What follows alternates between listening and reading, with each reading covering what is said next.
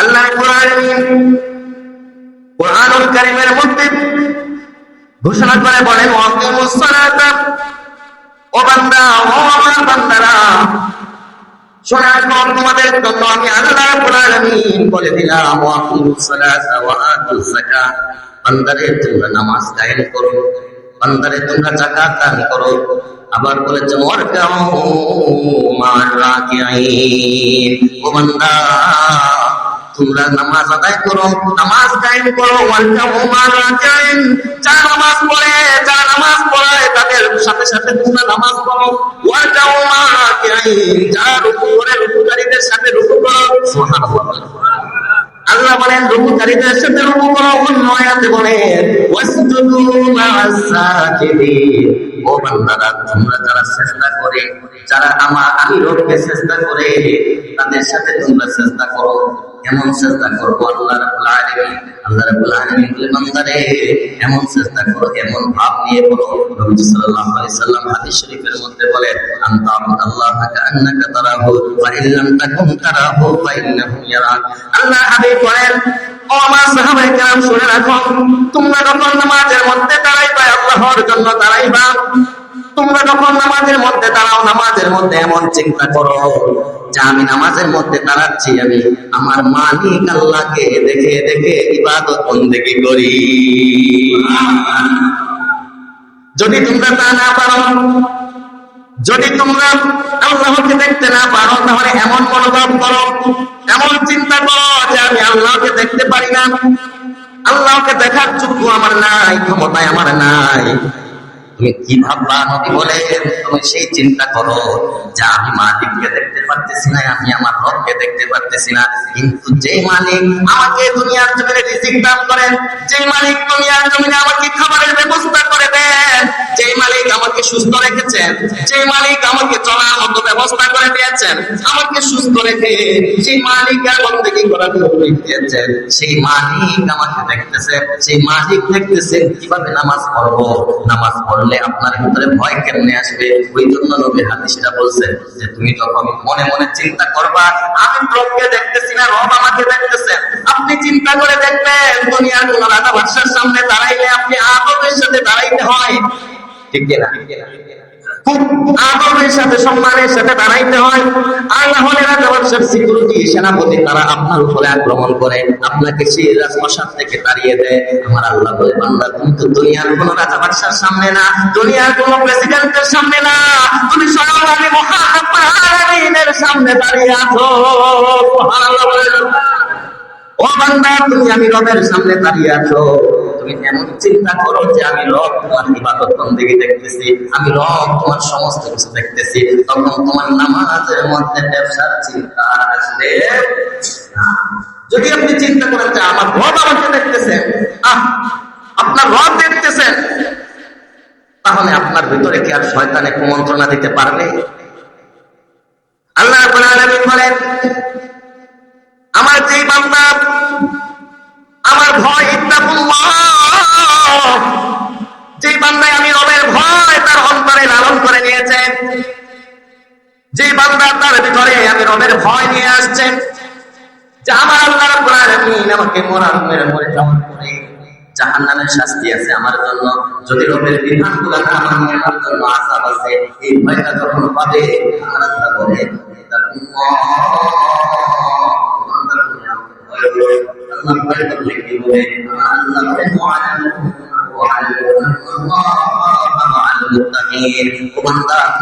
ভয় করবা, আমি আল্লাহকে ভয় করবা, তখন তুমি মুত্তাকিদের দলবদ্ধ হয়ে যাবা।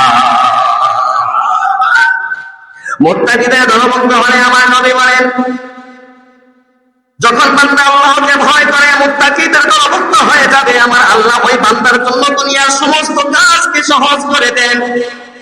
দুনিয়ার জমিনে যত মুসিবত আছে সমস্ত মুসিবত দূর করে বান্দাকে সহজ সরল একটা জীবন দান করেন, যে জীবনটা আমার আল্লাহ দিনার বলি আল্লাহদেরকে দান করেছেন, ঠিক কিনা?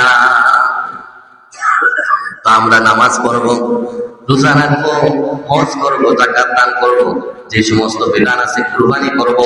আল্লাহ রাব্বুল আলামিন বলেন আমার বান্দাদের উপরে যে নির্দেশগুলো আছে, যদি সেই নির্দেশগুলো আমার বান্দা পরিপূর্ণভাবে আদায় করতে পারে, আর যদি বলতে পারে আল্লাহ আমি তোমার হুকুম পালন করে দুনিয়ার জমিনে এসেছি, আমার আল্লাহ রাব্বুল আলামিন বলেন আমার যে বান্দা নামাজ পড়বে, নামাজ পড়ে আমি রবকে সন্তুষ্ট করে ফেলতে পারবে, ওই বান্দার জন্য আমি আল্লাহ দুনিয়ার সমস্ত কিছু ওই বান্দার গোলাম বানায়া দিব। আপনার আমার চিন্তা করে আপনি দেখেন যে আপনি আমি একটা গরু নিয়ে চিন্তা করে দেখেন, একটা গরু কিন্তু আপনার থেকে আমার থেকে অনেক গুণ বেশি শক্তি। একজন মানুষ চাইলে গরুর রশি ধরে টান ধরে রাখতে পারে না, গরু যদি দৌড়া শুরু করে। আল্লাহ বলে বান্দা তুমি আমার গোলাম হয়ে যাও, তুমি আমি মালিকের গোলাম হয়ে যাও, পৃথিবীর সমস্ত কিছু আমি আল্লাহ তোমার গোলাম বানায়। সুবহানাল্লাহ, আরেকটু জোরে কর। এখন তো রমজান মাস না, এখন তো খাওয়া দাওয়া করে আসছেন, সকালেও খাইছেন, আবার দুপুর বেলা কে খাইবেন, এখন তো একটু আওয়াজ থাকবে। রমজান মাসে না হয় রোজা রাখতে রাখতে ক্লান্ত, খাবার নাই পেটে, সেই সময় আওয়াজ নাই। নবীজি সাল্লাল্লাহু আলাইহি সাল্লাম বলেন নামাজীদের ব্যাপারে, এই যে যেই বান্দারা নামাজের মধ্যে আসছে, জুমার নামাজের মধ্যে আসছে, 5 ওয়াক্ত নামাজে আসবে, হযরত আবু যর গিফারী রাদিয়াল্লাহু তাআলা আনহু থেকে হাদিসটি বর্ণিত। নবীজি সাল্লাল্লাহু আলাইহি সাল্লাম বলেন ও আবু যর তুমি এই যে গাছের দিকে তাকায় দেখো, এই গাছটার মধ্যে কি দেখা যায়? বলে ইয়া রাসূলুল্লাহ ওয়াল্লাহি আমি দেখতে পাচ্ছি এই গাছের মধ্যে কিছু শুকনা পাতা দেখা যায়। আমার নবী ওই শুকনা গাছটা ধরে ঝাঁকুনি দিলেন, ঝাঁকুনি দেওয়ার পরে ওই গাছের শুকনো পাতাগুলো পড়ে গেল। সাহাবীকে জিজ্ঞাসা করলেন ও সাহাবী তুমি কি বুঝতে পারলা? সাহাবী বলে ইয়া রাসূলুল্লাহ আমি তো কিছুই বুঝি নাই। নবী সাল্লাল্লাহু আলাইহি সাল্লাম বলেন ও সাহাবী আবু যর তুমি দেখো একটা গাছের মধ্যে ঝাঁকুনি দেওয়ার পরে যেভাবে গাছের শুকনা পাতাগুলো ধরে ধরে দুনিয়ার জমিনে পড়ে গেছে, ও সাহাবী তুমি শুনে রাখো আমার যেই বান্দা, আমার যেই উম্মত আল্লাহর হুকুম 5 ওয়াক্ত নামাজ আদায় করবে, ও সাহাবী শুনে রাখো রে এইভাবে যেমন ভাবে গাছের পাতাগুলো জমিনে পড়ে গেছে, 5 ওয়াক্ত নামাজ পড়ার কারণে আমার আল্লাহ ওই বান্দার গুনাহগুলো ওইভাবে ছড়িয়ে ছড়িয়ে ফেলে দেন। বলুন সুবহানাল্লাহ। আবু যর গিফারী রাদিয়াল্লাহু তাআলা আনহু বলেন ইয়া রাসূলুল্লাহ নামাজ আদায় করলে যদি গুনাহ মাফ হয়ে যায়, এইভাবে গুনাহগুলো যদি ধরে পড়ে যায়, তাহলে ওয়াল্লাহি আল্লাহর কসম করে বলি আমি আর কোনদিন একটা ওয়াক্ত নামাজ কাজা করব না গো নবী। আমার নবী বলেন সাহাবী রে শুধু গুনাহ ধরে তাই না, আমার আল্লাহ ওই বান্দার জন্য কত মর্যাদা বাড়ায়া দেন জানোনি? ওই বান্দা যখন মসজিদের মধ্যে ঢোকার জন্য প্রথমে পবিত্রতা অর্জন করে, ওযু করে কিনা, বান্দা যখন ওযু করে, ওযু করার পরে যখন বান্দা মসজিদে ঢোকার সময় ঢুকবে, তার আগ মুহূর্তে আমার আল্লাহ রাব্বুল আলামিন একজন ফেরেশতা নিযুক্ত করে দেন। ওই ফেরেশতাকে বলে দেন ও ফেরেশতা আমার বান্দা আমার বন্দেগীর জন্য যাবে, অর্থাৎ আমি আল্লাহর সামনে দাঁড়াবে, আমার ইবাদত বন্দেগীর জন্য, আমার হুকুম পালনের জন্য বান্দা মসজিদের মধ্যে ঢুকবে। ও ফেরেশতা তুমি শুনে রাখো আমার বান্দা যতক্ষণ না মসজিদ থেকে বাহির হবে ততক্ষণ পর্যন্ত বান্দার যত গুনাহ আছে ওই সমস্ত গুনাহগুলো তুমি ফেরেশতার কাছে রেখে দিবা, তুমি ওই বান্দার গুনাহগুলো নিয়ে মসজিদের বাহিরে দাঁড়িয়ে থাকবা। বলুন সুবহানাল্লাহ। আল্লাহ ফেরেশতাকে নির্দেশ করে দেন ও ফেরেশতা তুমি ওই বান্দা বাহির হওয়ার পর্যন্ত তুমি গুনাহগুলো নিয়ে দাঁড়িয়ে থাকবা। বান্দা মসজিদের মধ্যে নামাজের জন্য প্রবেশ করছে, বান্দার গুনাহগুলো নিয়ে ফেরেশতারা বাহিরে দাঁড়িয়ে আছে। নামাজ শেষ করে যখন বান্দা মসজিদ থেকে বাহির হবে, ফেরেশতারা জিজ্ঞাসা করবে আল্লাহ তোমার বান্দা তো বাহির হয়ে গেছে, তোমার বান্দা কি আমি তোমার বান্দার গুনাহগুলো কি দিয়ে দিব নাকি? আমার আল্লাহ কয় না না ও ফেরেশতা আমার বান্দা দুনিয়ার কোন রাজা বাদশার সামনে যায় নাই, আমার বান্দা তো আমি মালিকের সামনে বন্দেগী করেছে। অর্থাৎ তুমি যতক্ষণ গুনাহ নিয়ে দাঁড়িয়েছিলা ততক্ষণ তোমার প্রতি আমার নির্দেশ ঠিক ছিল, এখন অন্য নির্দেশ দিব তুমি তা পালন করতে হবে।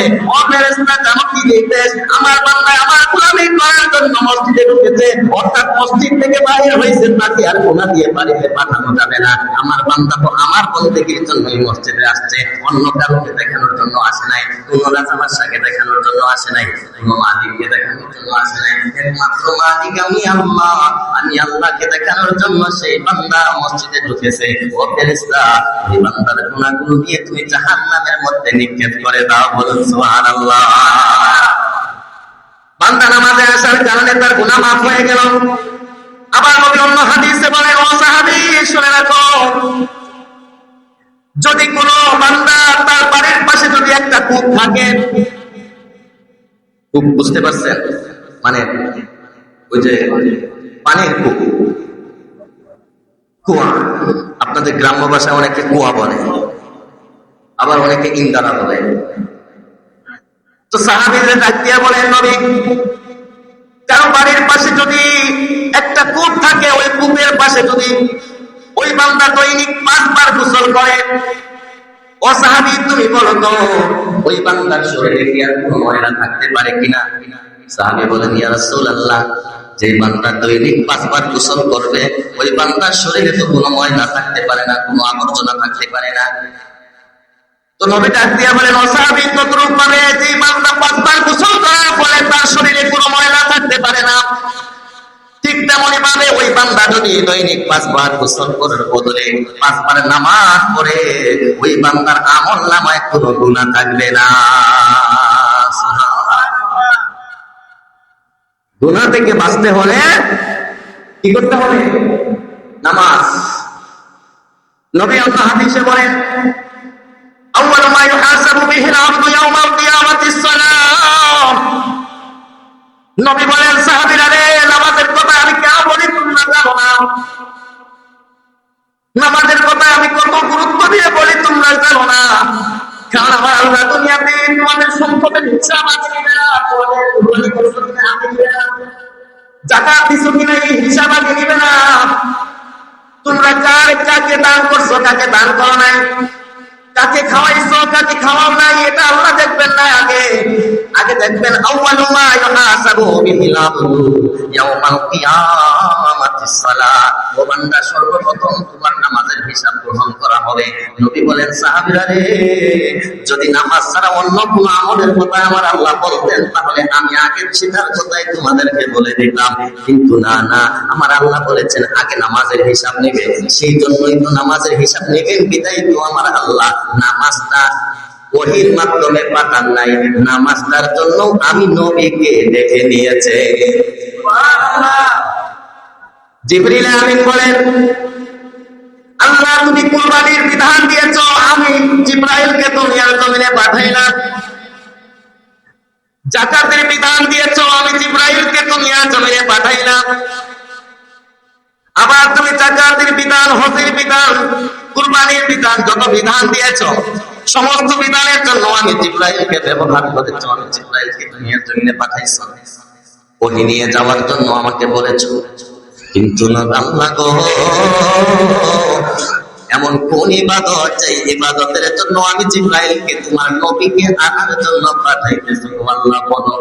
আমার আল্লাহ রাব্বুল আলামিন ডাক দিয়ে কয়, জিবরাইল রে, আমার নবীকে দাওয়াত করতেছি আমি আল্লাহ এমন উপহার দেওয়ার জন্য, যে উপহারের মাধ্যমে ওই আমার বান্দাগুলো, ওই নবীর উম্মতগুলো দুনিয়ার জমিনে থেকে দুনিয়ার জমিনে দাঁড়ায় আমি আল্লাহর সাথে সাক্ষাৎ করতে পারবে। সুবহানাল্লাহ।